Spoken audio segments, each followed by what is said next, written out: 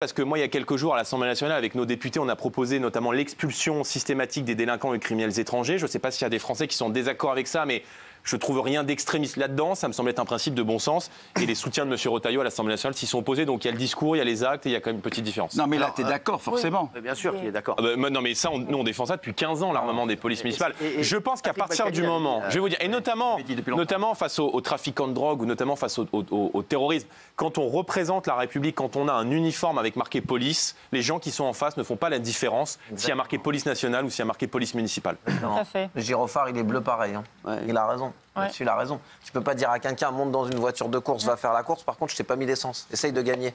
Tu pourras jamais y arriver. Si tu habilles des mecs avec des gilets pare-balles, avec marqué police, une casquette police, et que par contre, on va te donner des pistolets à eau, ça marchera jamais. Jordan Bardella, qui est pour vous votre adversaire le plus dangereux? C'est qui, Gabriel Attal? Bon, il a un peu disparu. Non, je pense que. Édouard Philippe. Bon, il a encore plus disparu. Non, je pense que sur le plan idéologique, c'est Mélenchon. C'est Mélenchon. Mélenchon. Bah, c'est Mélenchon parce que. Non, mais Mélenchon, c'est. Non, mais. C'est un deuxième tour. Mélenchon. Non, mais. Marine Le Pen, c'est une des configurations où vous avez le plus de chances de gagner. Idéal. Non, mais. Bah oui. C'est l'idéal. Je pense que.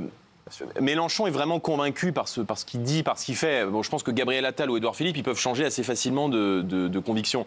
Mais c'est vrai que Jean-Luc Mélenchon, il porte derrière lui une idéologie qui est une idéologie dangereuse sur le plan économique pour notre pays. Je pense que son parti au pouvoir ruinerait économiquement la France. Et évidemment, sur le plan sécuritaire, quand on joue avec les braises, quand on passe son temps à insulter les policiers, à insulter les forces de l'ordre, à monter les gens les uns contre les autres, à attiser les haines dans le pays, bah oui, pour moi, c'est un danger pour notre pays et pour la cohésion nationale.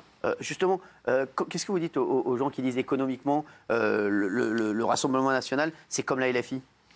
Bah j'en dors très mal. Beaucoup. Non, mais moi, si vous voulez, économiquement, moi, je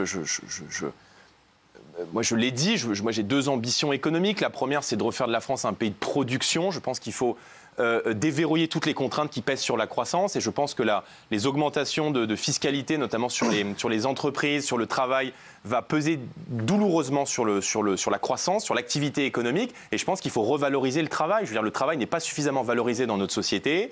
Moi, je fais une éloge dans ce livre du mérite, de l'effort, et contrairement à ce que pense la gauche, la France ne s'est pas construite dans l'assistanat, dans le droit à la paresse. La France s'est construite sur le travail. Vous avez eu l'élégance de montrer ces images de Notre-Dame. Il faut saluer les compagnons du devoir. Il faut saluer tous ces travailleurs manuels, tous ces Français qui font le génie de notre pays et qui ont permis des siècles durant à notre nation et à notre pays de se construire et de rayonner de par le monde. Vous parlez du gouvernement il y a un instant.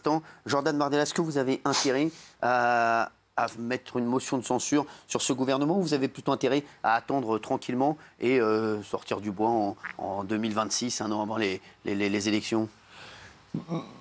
Bon, moi je ne suis pas rancunier, on n'est pas accédé à Matignon et on se retrouve à la rentrée avec le devoir, la responsabilité que le pays ait un gouvernement pour pouvoir avancer. Bon, c'est pas mes idées, c'est pas mes convictions, mais il faut qu'on puisse gérer les affaires du pays. À partir du moment où le gouvernement déploie un budget qui est un budget de punition contre la France du travail, qui pénalise les Français qui bossent, les Français qui n'arrivent plus à payer leurs factures parce qu'on va alourdir les taxes sur l'électricité, qu'on va renforcer le malus sur les véhicules, qu'on va dérembourser des soins, pendant que de l'autre, on continue d'offrir la gratuité des soins aux étrangers en situation irrégulière, ce que je trouve aberrant quand on a un tel niveau de dette dans notre pays, quand on ne fait pas les bons choix et qu'on n'agit pas sur la sécurité ou le contrôle de l'immigration. Je veux dire, quel est l'intérêt d'avoir un gouvernement tel que celui-ci? Donc moi, j'ai des lignes rouges. Le Premier ministre Michel Barnier va recevoir dans quelques jours les chefs de parti, reçoit Marine Le Pen la semaine prochaine, qui est la présidente de notre groupe à l'Assemblée nationale. Elle va lui exposer nos lignes rouges. Et si ce gouvernement ne souhaite pas bouger, et ben alors à ce moment-là, il prendra la route d'une motion de censure. Vous avez une question? De toute manière, il ne peut pas y avoir d'élection avant l'été prochain. Oui. Sans minimiser vos talents de politique, on a l'impression qu'il y a beaucoup de gens, comme Emmanuel Macron à l'époque, qui vous aiment, qui votent pour vous parce que vous avez un physique avantageux. Vous êtes un peu ce qu'on appelle un beau mal alpha. Vous êtes jaloux, Guillaume? Non, pas du tout. Un beau mal alpha. Non, mais est-ce que c'est quelque chose d'important pour vous? Est-ce que c'est quelque chose sur lequel vous travaillez à l'heure où on vit une époque où la forme est presque parfois plus importante que le fond?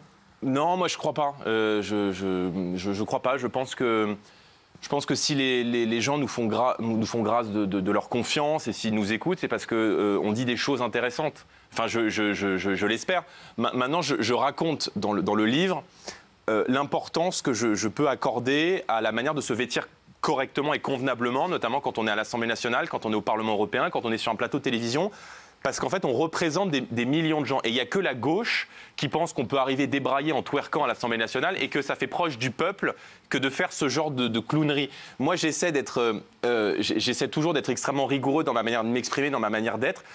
D'abord parce que j'ai été bien élevé et surtout parce que c'est une marque de respect pour les Français qui nous accordent leur confiance. On représente des millions de Français. Je ne me représente pas ce soir. Je représente des millions de Français qui ont voté pour nous. Et je pense que les gens aiment être convenablement représentés. Et pour moi, c'est hyper important d'être respectueux, d'être correct dans mon attitude et de respecter aussi les gens qui sont en désaccord avec moi. C'est la différence avec la gauche d'ailleurs qui considère qu'il faut toujours tout bordéliser, qu'il faut mettre le bazar partout et qu'il faut se comporter n'importe comment. Je les vois, les députés européens de la France insoumise au Parlement européen, arriver en sweat à capuche, en jean, etc.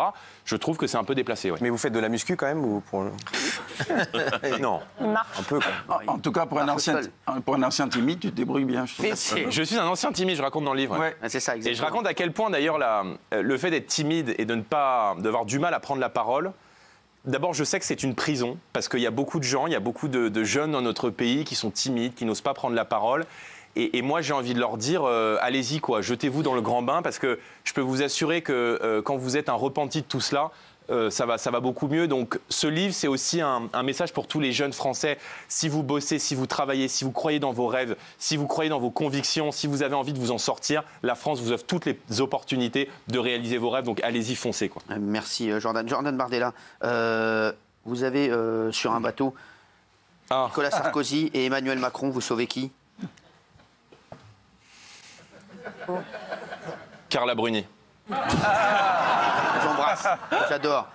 Bah donc mais il y aura Nicolas avec lui sur son dos. Donc voilà, donc voilà, on va prendre ça. Marion Maréchal ou Éric Zemmour?